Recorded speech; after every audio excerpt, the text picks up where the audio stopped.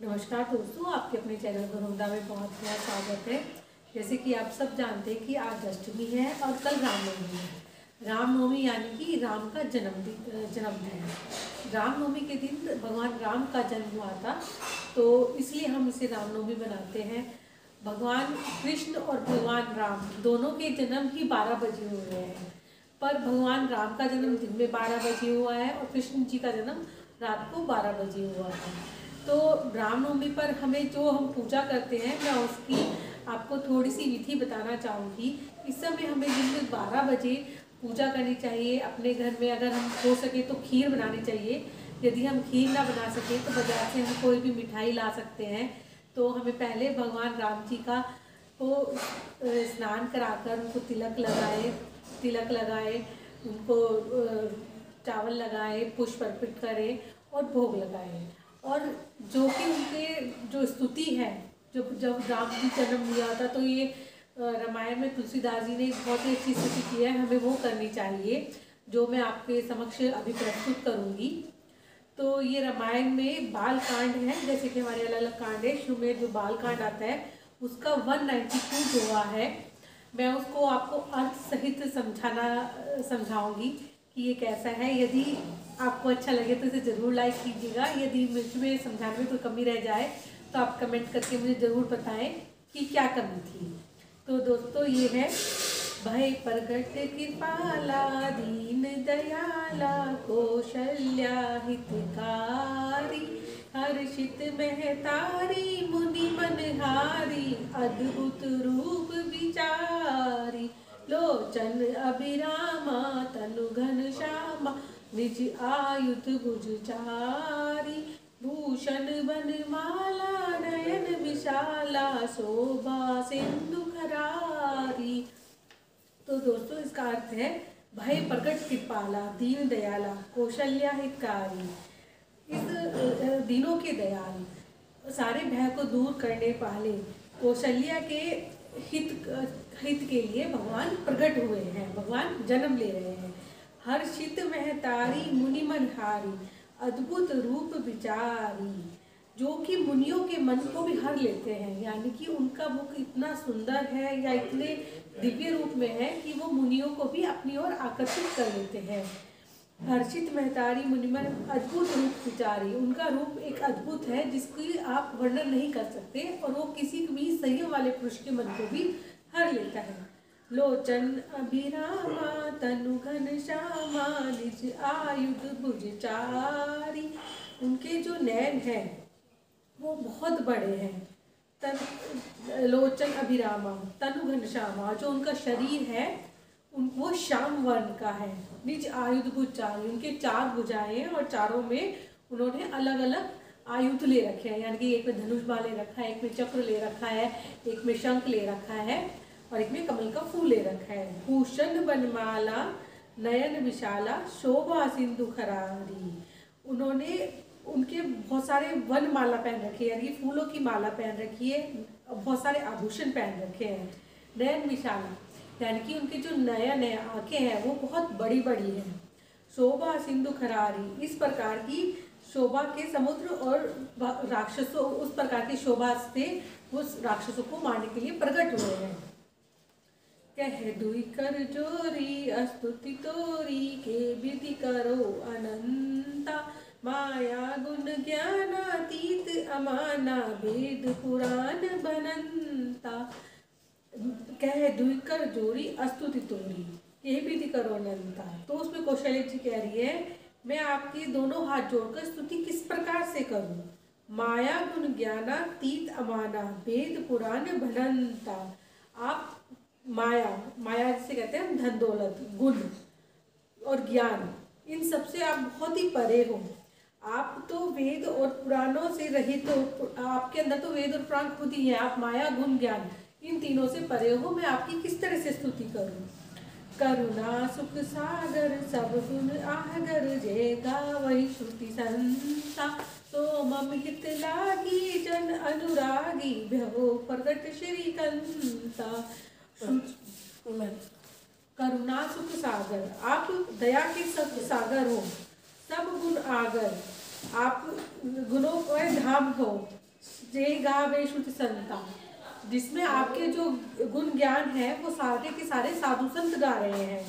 सो मम हित लागी जन अनुरागी बिहो प्रकट श्रीकंता। तो सो मम हित लागी, मेरा हित करने के लिए आप प्रकट हो रहे हैं, वो तो आप जल्दी से प्रकट हुए और मुझ पर अनुरागी अपनी अनुपमा कर दिए। ब्रह्मांड निकाया निर्मित माया रोम रोम पतिवेद कहे मम उर्सो बासी यह उपहासी सुनत धीर मति थिर न रहे। ब्रह्मांड निकाया यानी निर्मित माया रोम रोम प्रतिवेद है, जो आपके रोम रोम में, आपके शरीर के हर एक रोम तो वेद कहते हैं, आपके हर रोम में एक ब्रह्मांड छुपा हुआ है। मतलब आपके प्रत्येक रोम में पता नहीं सैकड़ों ब्रह्मांड है आपके अंदर। मम उर्सो बासी यह उपासी सुनत धीर मति थिर न रहे।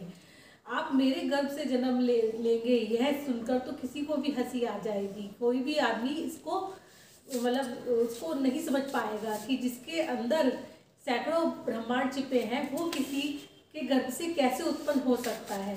तो आप सैकड़ों ब्रह्मांड लिए हुए भी मेरे गर्भ के अंदर है और मेरे गर्भ से उत्पन्न होंगे, ये सुनकर हर एक आदमी आश्चर्यचकित है। उपजा जब ज्ञान पर मुस्काना चरित बहुत विधि कीन कहे कही कथा सुहाई मात बुझाई यही प्रकार सब कुछ प्रेम लहे। उपजा जब ज्ञाना, जब माता को ज्ञान उत्पन्न हुआ, प्रभु मुस्काना, भगवान उस पर मुस्काने लगे। बहुत विधि कीन चहे कही कथा सुहाई मात बुझाई यही प्रकार तुत प्रेम लहे। उन्होंने माता को कथा सुनाई, कौशल्या माता को कथा सुनाई और बताया कि मैं बहुत से अपने चरित्र के लिए, रामचरित्र के लिए एक उत्पन्न हुआ हूँ या एक नया अवतार ले रहा हूँ। उन्होंने कहा कि आप मेरे बाल्य, जो मेरा बाल अवस्था है उसका एक आनंद लीजिए, जो कि आपने मेरे से पहले वरदान में मांगा था, तो उसका एक आनंद लीजिए। इस तरह की कथा सुना के माता को उन्होंने बताया है। माता पुनि बोली सोमति डोली तजहु तातिय रूपा कीजे शिशु लीला अति प्रिय शीला यह सुख परम अनूपा। फिर से कौशल्या माता जी कहती है, उनकी माता पुनि बोली, माता बोली है कि तिजो तातिय रूपा, कि हे भगवान अगर आपने मुझे बाल्य का सुख देने के लिए, अपनी बाल्यावस्था का सुख देने के लिए आपने जन्म लिया है, तो आप यह रूप त्याग दें, कीजिए शिशु लीला, आप वो ही बाल बच्चों वाली लीला कीजिए, अति प्रिय लीला, यह सुख परम अनूपा, जो कि मन को बहुत ही आनंदित देने वाली है और इस सुख के बराबर संसार का कोई भी सुख नहीं है।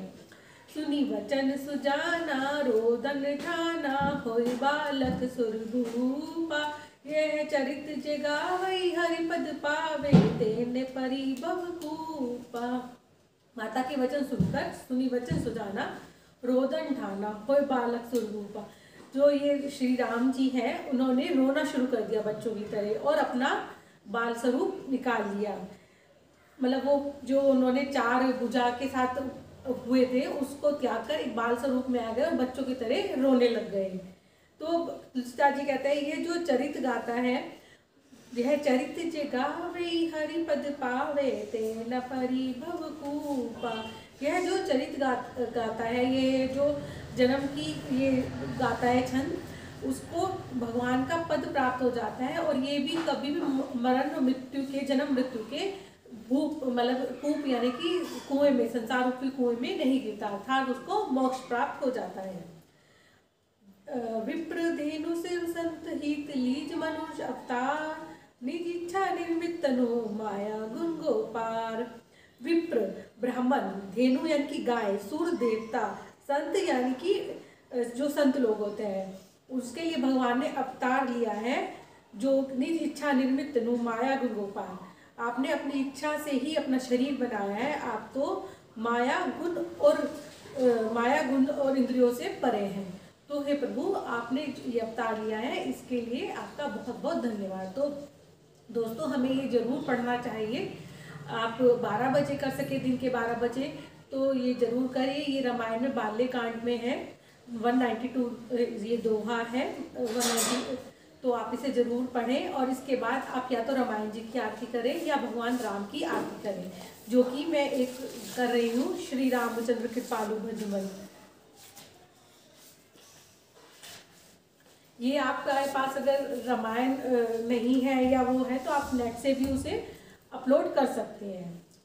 श्री रामचंद्र कृपालु भजमन हरन भव्य दारुणम नव कंज लोचन कंज मुख कर कंज पद कंजारुणम कंदर्प अगलित अमित छवि नव नीर नीरद सुंदरम पट पीत मानव तड़ित रुचि शुचि नौमि जनक सुतावरम भजुदीन बंधु दिनेश दानव दैत्य वंश निकंदनम रघुनंद आनंद कंद कौशल चंद दशरथ नंदनम तिरमुकुट कुंडल तिलक चारु उदारु अंग विभूषणम आजानु भुज सर चाप धर संग्राम जित खर दूषणम इति वदति तुलसीदास शंकर शेष मुनि मनरंजनम मम हृदय कंज निवास करु कामादि खल दल